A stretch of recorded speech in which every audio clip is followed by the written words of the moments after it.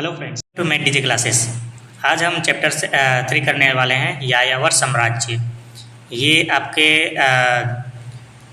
Exam में जो exact पूछे जाते हैं, जिस हिसाब से जिस टाइप से पूछे जाते हैं उसी टाइप से मैंने क्वेश्चन लेके आया हूँ। और इसके बाकी 2 चैप्टर का मैंने करवा दिया हूँ, तो 2 चैप्टर आपको अगर चाहिए तो नीचे डिस्क्रिप्शन में आपको उसके लिंक मिल जाएंगे। साथ में ऑब्जेक्टिव के भी जितने भी चैप्टर के हैं सारे चैप्टर के ऑब्जेक्टिव करवा चुका हूँ, उनके भी वीडियो आपको नीचे डिस्क्रिप्शन में आपको मिल सकते हैं। और अगर आपको जितने भी इसके चैप्टर हैं उनको चैप्टर को अगर सही से समझना है, अगर उनके बारे में अच्छे से जानना है तो उनके लिए भी मैं वीडियो बनाऊंगा। और अगर आपको जल्दी चाहिए तो कमेंट करें ताकि मैं जल्दी भी इस वीडियो को लेके आऊँगा। तो चलिए आज के क्वेश्चन को स्टार्ट करते हैं। आपको पता ही होगा 1 नंबर के 10 क्वेश्चन पूछने वाले हैं, तो टोटल यहाँ आपको 10 नंबर देखने के लिए मिल जाएंगे। उसे बोलते हैं अति लघु उत्तरीय प्रश्न। ये जितने भी क्वेश्चन है वो सारे 1 नंबर के रहेंगे। सारे जवाब कितने लाइन के होंगे? 1 लाइन के होंगे। तो आज का पहला जो क्वेश्चन है वो क्या हमसे पूछ रहा है, खाना बदोश मंगोल जाति का निवास स्थान कहाँ था? तो जो खाना बदोश मंगोल जाति था उसका स्थान बताना कि कहाँ था, तो उसका स्थान कहाँ था? मंगोलिया था। कहाँ पर था? मंगोलिया। नंबर 2, चंगेज़ खान का जन्म कब और कहाँ हुआ था? यहाँ 2 चीज़ें पूछ रही हैं, कब हुआ था और कहाँ हुआ था। तो कब हुआ था? 1162 ईस्वी में। और कहाँ हुआ था? मंगोलिया के उत्तरी भाग में हुआ था। कहाँ हुआ था? मंगोलिया के उत्तरी भाग, ओनोन नदी के निकट।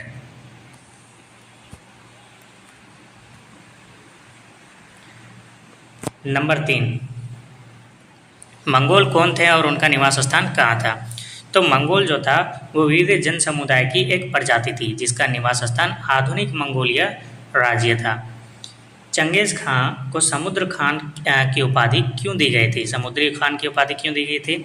1206 ईस्वी में जमका और नेमन के लोगों के लोगों को पराजित करने के कारण कुरिलताई सभा ने चंगेज़ खान को समुद्री खान का या सार्वभौम शासक की उपाधि प्रदान किया। साथ ही उसे मंगोल का महानायक ग्रेट खान भी घोषित किया गया था।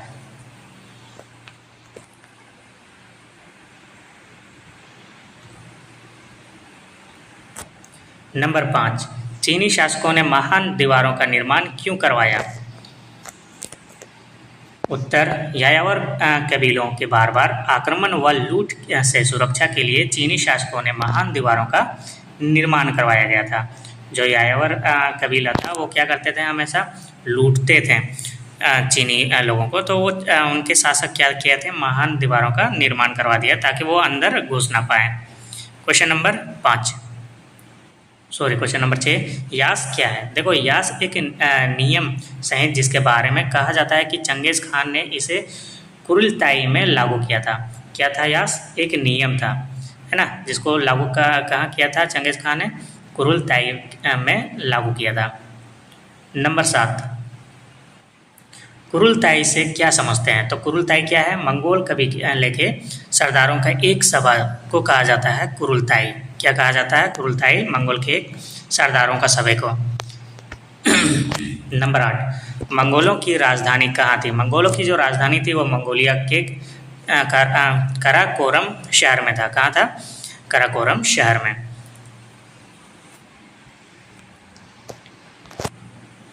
नंबर 9, मंगोल राजधानी कराकोरम से पीकिंग यानी कि चीन किसने हस्तांतरित किया?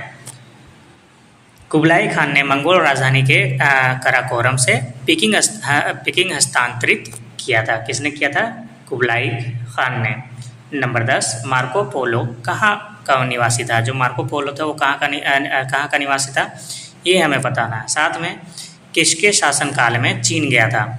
तो मार्को पोलो जो था वो इटली का निवासी था। कहाँ का था? इटली का। और वो कुबलाई खान के शासनकाल में ही चीन गया था। किसके शासनकाल में? कुबलाई खान के। अब आते हैं लघु उत्तरीय प्रश्न। ये आपके क्वेश्चन होने वाले हैं 3 नंबर के, 1 क्वेश्चन होने वाले हैं। टोटल 5 क्वेश्चन यानी कि 15 नंबर आपको यहाँ से मिल जाएंगे। तो पहला जो क्वेश्चन है यहाँ पर वो हमसे क्या पूछ रहा है? पहला जो पूछ रहा है वो यायावर साम्राज्य से आप क्या समझते हैं? तो देखिए, यायावर साम्राज्य तो आपको पता होना चाहिए कि आप उससे क्या समझते हैं, आखिर है क्या। तो यायावर जो साम्राज्य था वो मंगोलिया घुमतू खानादबदोश प्रजाति द्वारा बनाया गया था। एक साम्राज्य है जिसकी स्थापना चंगेज़ खान के नेतृत्व में 13वीं सदी में किया गया था।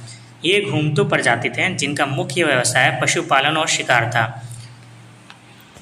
उन सभी को एकत्रित करके एक विशाल साम्राज्य का निर्माण किया गया, जिसे स्टेपी साम्राज्य, मध्य एशिया साम्राज्य या मंगोल साम्राज्य भी कहा जाता है।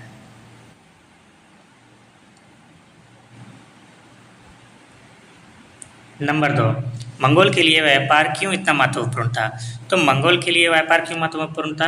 मंगोल मध्य एशिया के स्टेपीज प्रदेश के रहने वाले लोग थे।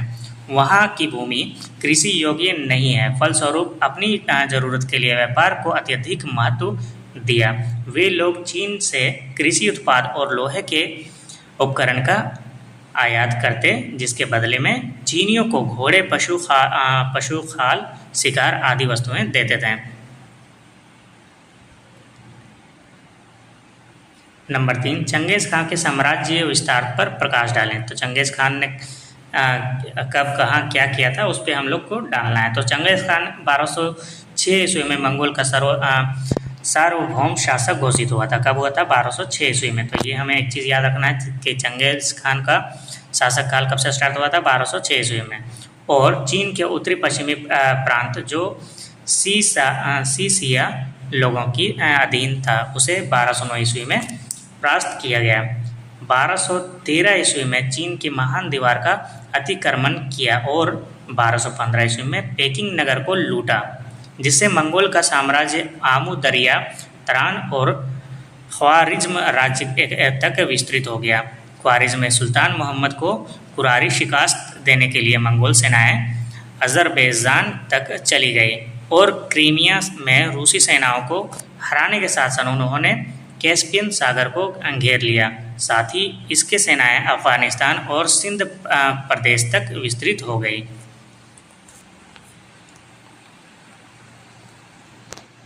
नंबर 4, मंगोल के सामाजिक एवं राजनीतिक संगठनों के विवेचना कीजिए। तो मंगोल के सामाजिक और राजनीतिक पृष्ठभूमि निम्नलिखित प्रकार के हैं। नंबर 1, मंगोल विविध जनसमुदायों का एक नया निकाय है। किसका है? विविध जनसमुदायों का। ये लोग पूर्व में तातार, खितान और मंचू लोगों से तथा पश्चिम में तुर्की कबीलों से भाषागत समानता होने के कारण परस्पर संबंधित हैं। नंबर बी में लिखेंगे समाज अनेक पितृवंशीय पक्षों में विभाजित था।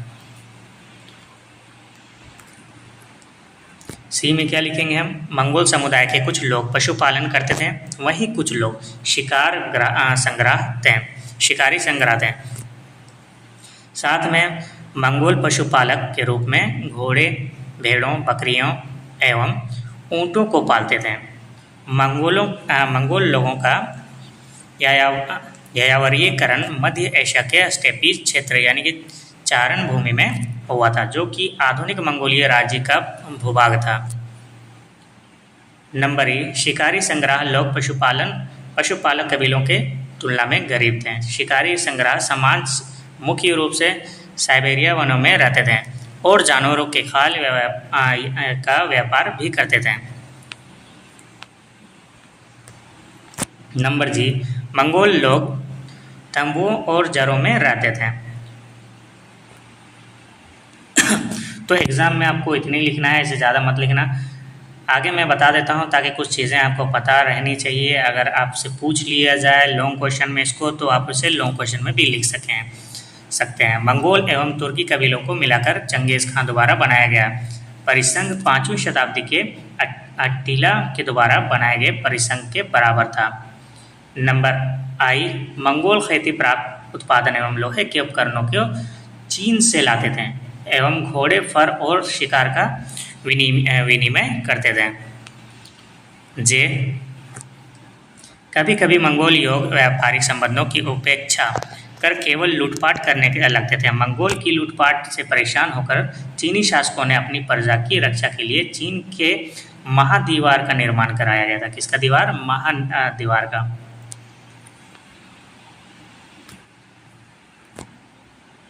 नंबर 5, मंगोल आक्रमण के विश्व इतिहास पर क्या प्रभाव पड़ा था?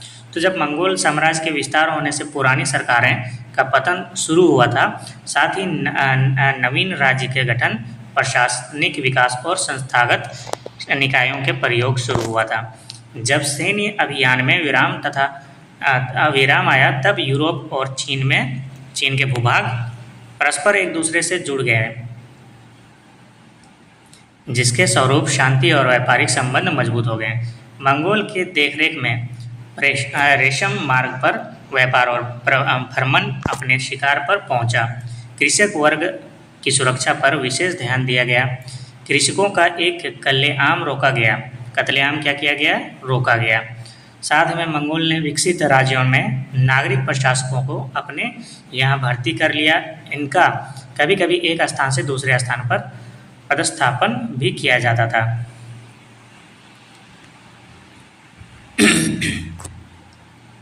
देखो, इनके कभी कभी क्या होता था, एक स्थान से दूसरे स्थान पर पदस्थापन किया जाता था। जैसे चीनी स्वदेशियों का ईरान और ईरानी सचिवों चीन में हस्तांतरण किया जाता था, जिससे प्रशासकीय गुणों का विकास हुआ। मंगोल साम्राज्य काफ़ी विस्तृत था, जिसमें विभिन्न भाषा, संस्कृति और धर्म मानने वाले लोग थे, क्योंकि मंगोल भी धर्म के मामले में सहिष्णु थे। वे किसी के भी धर्म के व्यक्तिगत अधिकार पर रोक नहीं लगाए। एक विस्तृत क्षेत्रों में सुरक्षित व्यापार शुरू हुआ, जिससे एक दूसरे के ऊपर भाषा, संस्कृति का प्रभाव पड़ा और नवीन चेतना का विकास हुआ। अब बढ़ते हैं हम लोग दीर्घ उत्तरीय। ये आपके 5 नंबर के क्वेश्चन हैं। कितने होंगे? 5 नंबर के। टोटल 3 क्वेश्चन पूछे जाएंगे, वो भी 15 नंबर के। तो यहाँ पर पहला क्वेश्चन हमसे क्या पूछ रहा है? चंगेज़ खान और मंगोलों का विश्व इतिहास में क्या स्थान है? विवेचना करना उसके बारे में।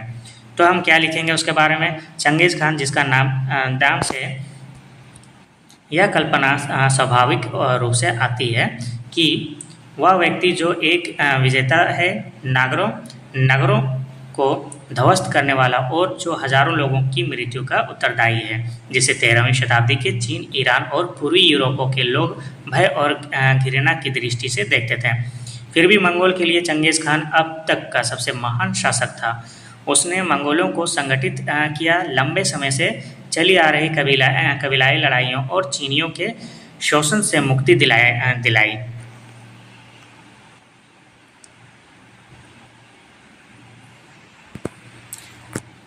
साथ ही यायावर कबीलाओं को समृद्धि बनाया और एक शानदार परम महाद्वीप साम्राज्य के निर्माण किया, जिसके फलस्वरूप व्यापार, रास्तों और बाजारों का पुनर्स्थापना हुई।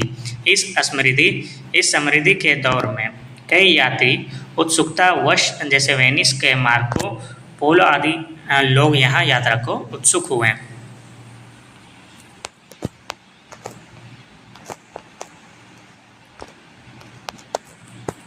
चलिए बढ़ते हैं क्वेश्चन नंबर 2 की तरफ। क्वेश्चन नंबर 2 हमसे पूछ रहा है, यायावर साम्राज्य की स्थापना के क्या कारण थे, साथ ही इसके पतन के कारण बताएं। तो इसका उत्तर क्या होगा? यायावर साम्राज्य की स्थापना चंगेज़ खान के नेतृत्व में की गई थी, जो इतिहास में एक अद्वितीय स्थान रखता है। इसके स्थापना के निम्नलिखित कारण थे। पहला कारण क्या था? संघर्ष से एकता। क्या था पहला कारण? संघर्ष से एकता। मंगोल का निवास स्थान स्टेपी प्रदेश उर्वर भूमि नहीं है, जिससे भोजन के लिए संघर्ष करना पड़ता था। पशु के चारागाह समाप्त होने पर दूसरे स्थान पर जाना पड़ता था।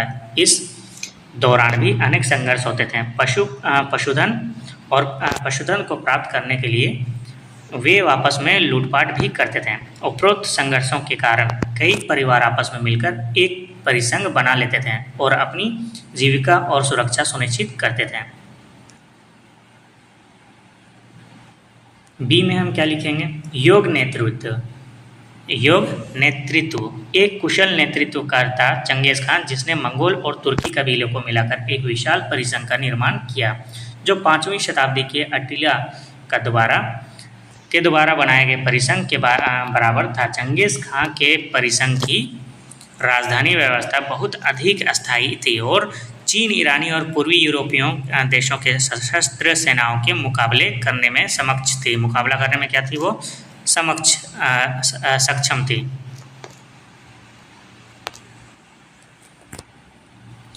कुशल प्रशासन। मंगोल ने अपने अधीन राज्यों में उनकी कृषि अर्थव्यवस्थाएं अपने नगरीय आवास और समाज की बड़ी कुशलता से प्रशासन किया। यद्यपि मंगोल के अपने सामाजिक अनुभव और रहने के तौर तरीके उनके बिल्कुल ही भिन्न थे। नंबर डी, अनिवार्य व्यापार। अनिवार्य व्यापार। स्टेपी क्षेत्र में संसाधनों की कमी के कारण व्यापार एक अनिवार्य विकल्प था। यायावर कबीले कृषि उत्पादन और लोहे के उपकरण के लिए अपने पड़ोसी चीनियों पर निर्भर थे। बदले में उन्हें घोड़े, फर और शिकार देते थे। क्या देते थे? घोड़े, फर और शिकार। नंबर ई, कुशल घोड़सवार सेना। यायावर कबीले के लोग एक कुशल घोड़सवार थे जो घोड़े की पीठ पर बैठकर तीरंदाजी करने में सक्षम थे, जिससे वे शत्रु पर हमेशा भारी पड़ते थे।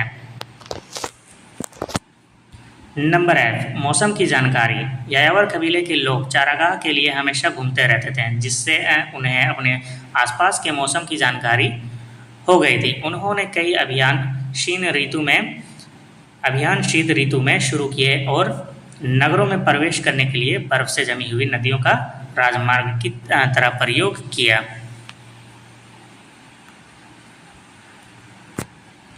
घेराबंदी यंत्र। नेफ्ता बमबारी और हल्के जल उपस्करों का निर्माण चंगेज खान के घेराबंदी यंत्र और नेफ्ता बमबारी का प्रयोग प्रारंभ किया। उसके इंजीनियरों ने उनके शत्रुओं के विरुद्ध अभियानों में इस्तेमाल किए गए हल्के चल उपस्कर का निर्माण किया, जिसका युद्ध में घातक प्रभाव होते थे। यायावर साम्राज्य के पतन के निम्नलिखित मुख्य कारण हैं। जो यायावर साम्राज्य था उसका पतन हो गया, उसके क्या कारण थे उसके हमें डिटेल में लिखना है। जैसे कि इनका शासन एक विशाल जनसंख्या पर था, लेकिन संख्या में ये लोग अल्पसंख्यक थे। संख्या में क्या थे? अल्पसंख्यक थे। नंबर 2 में हम क्या लिखेंगे? जिन क्षेत्रों को उन्होंने अपने अधीन बनाया वहाँ की प्रजा क्या की थी?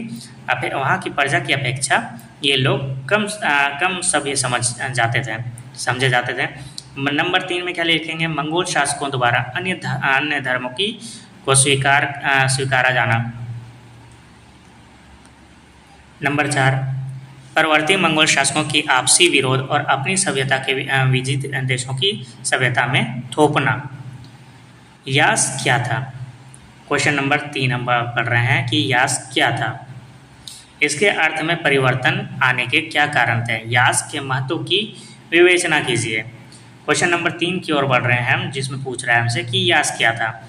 उसके बाद सबसे पहले हम क्या बताएंगे ये कि यास क्या था। तो सबसे पहले हम पढ़ते हैं कि यास क्या था।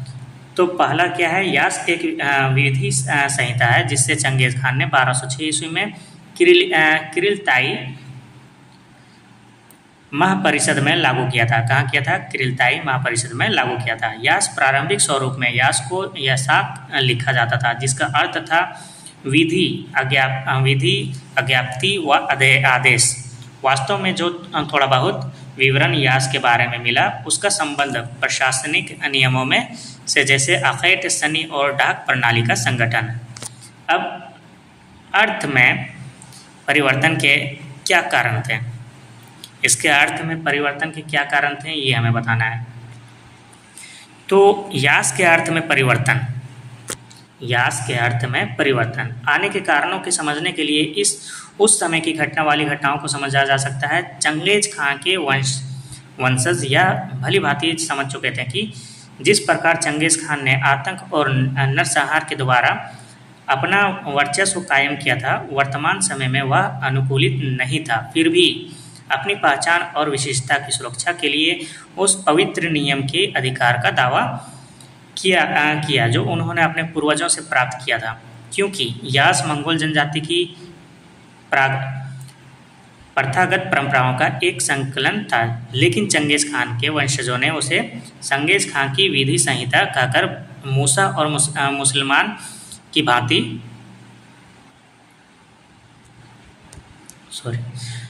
मूसा और सुलेमान की भांति अपने समुदाय के एक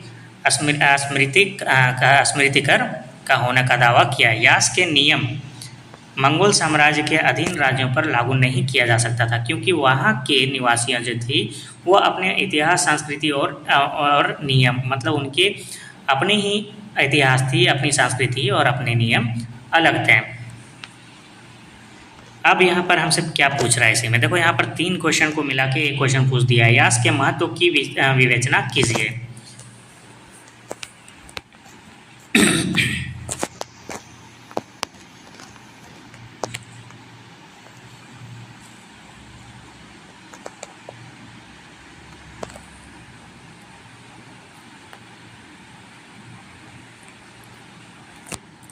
देखो चंगेज़ खां के वंशजों ने अपने अधिकार का दावा के लिए यास के नियमों को लागू किया था, लेकिन चंगेज़ खां की तरह कठोरता अभाव था।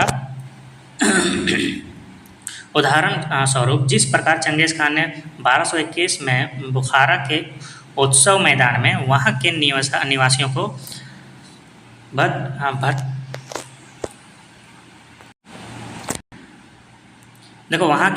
को भर्त्सना की थी। बाद के समय में चंगेज़ खान के सबसे बड़े पुत्र जोची के वंशज अब्दुल्ला खान ने इस उत्सव के मैदान में छुट्टी की नमाज अदा किया, जिससे यास के नियम के अनुसार बताया गया।